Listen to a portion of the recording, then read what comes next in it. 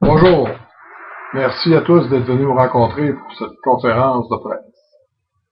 Je tiens en premier lieu à expliquer que j'ai appris l'attaque du NPD contre moi lors de ma tournée d'une partie de la Basse-Côte-Nord comme candidat officiel du Parti libéral du Canada dans le comté de Manicouagan.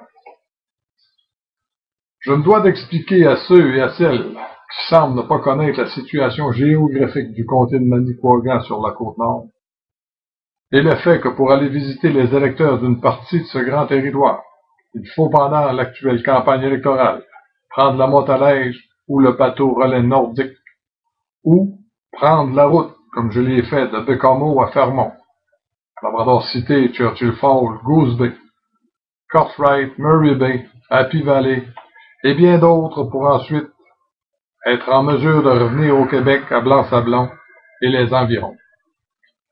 Un voyage d'environ 1950 km entre cette île et Blanc-Sablon. Par la route, pour y aller, et le même trajet pour revenir. Faites le calcul, cela donne 3900 km.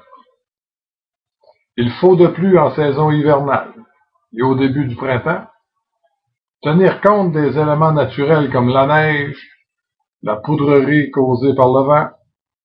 Dans mon actuel voyage pour visiter les électeurs de mon comté, j'ai été pris par les éléments qui ont fait en sorte que mon voyage de 4 jours, prévu en Basse-Côte-Nord, aura duré plus de 8 jours. J'ai donc été de retour à cette île en fin de journée le vendredi 8. J'ai pris une journée de repos pour prendre le temps d'analyser la situation. Ce voyage m'a également permis de constater que la problématique de communication téléphonique ou par cellulaire est encore présente dans cette portion du Canada. Que l'on parle du Labrador ou de la Basse-Côte-Nord. J'ai pu le constater par les difficultés que mon équipe de bénévoles avait à me rejoindre et vice-versa. La difficulté que le Parti libéral avait à me rejoindre, et sans oublier les journalistes. Je tiens à remercier tous ceux et celles qui m'ont aidé durant ce voyage. Mon chauffeur bénévole, M. Régent Langevin, un autochtone métis de Bédéon-Mort. Je remercie toute la population de Fermont pour leur hospitalité. I send my best wish to the people of Labrador. Je salue les gens de la Basse-Côte-Nord et je compatis avec eux pour l'état lamentable de la route qui permet de visiter seulement une petite partie de cette immense région.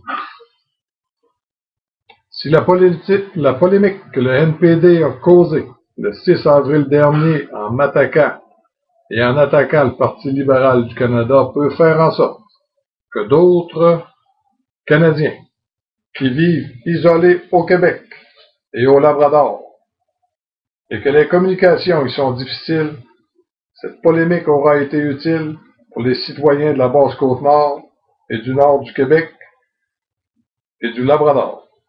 Maintenant, concernant la polémique que le NPD a eu le plaisir d'afficher sur son site Internet, je vais prendre le temps de répondre à chacun des points soulevés par le NPD.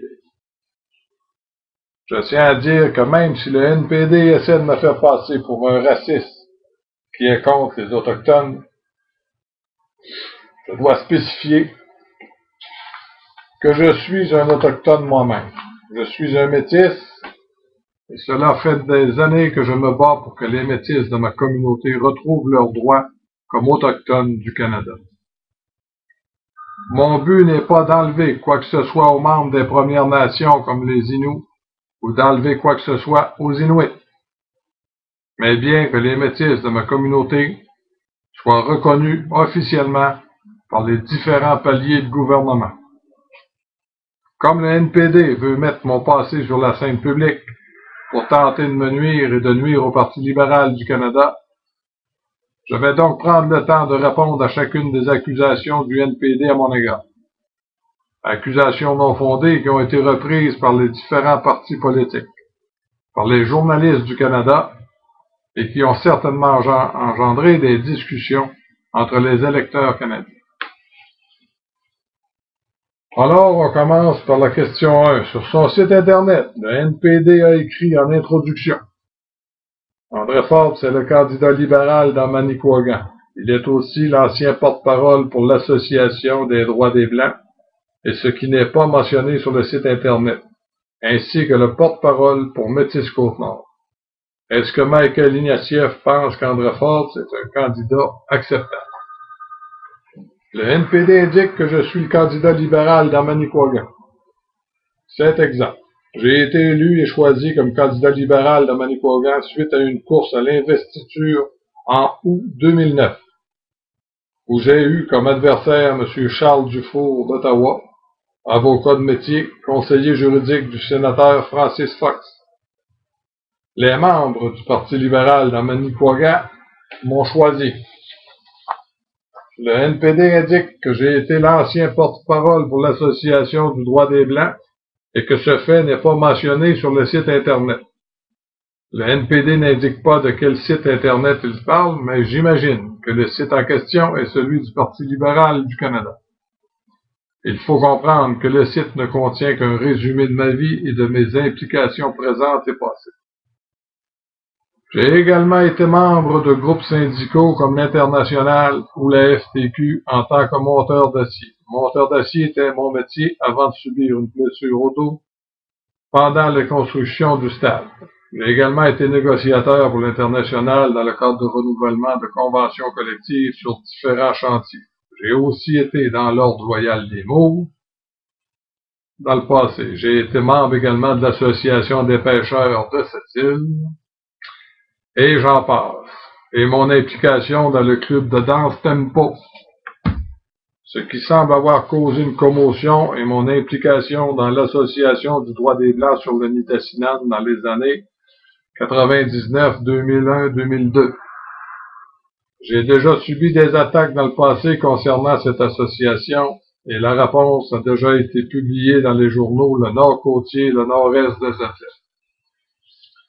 Oui, j'ai été président de cette association, mais cette association était formée de métis pour la plupart, donc d'Autochtones.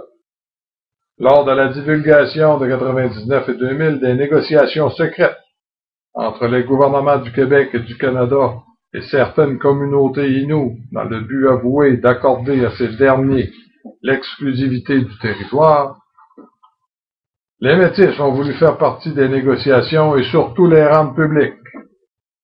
Une note en passant, les négociations ont toujours lieu. Est-ce que quelqu'un en entend parler? Le dernier négociateur en chef, pour les 3 communautés inoues impliquées dans cette négociation, M. Carl Neptune, vient de démissionner car il est exaspéré par la lenteur des négociations. Mais étant donné, dans ce temps-là, que les journalistes ne voulaient pas entendre parler des métis et des négociations secrètes, que faire? Tous les portes étaient fermées, journalistiques comme politiques.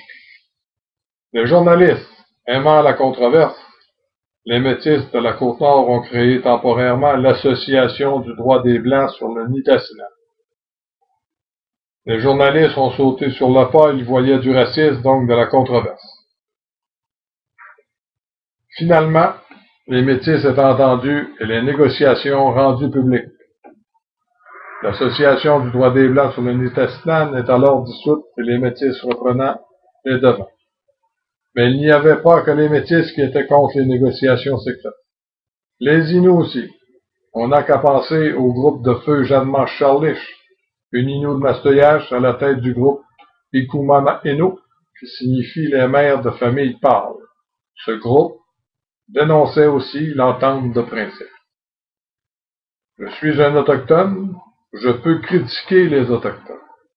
Ceux qui me traitent de blanc et de raciste, ce sont eux les racistes qui dénigrent les métis et les autres communautés autochtones du Canada.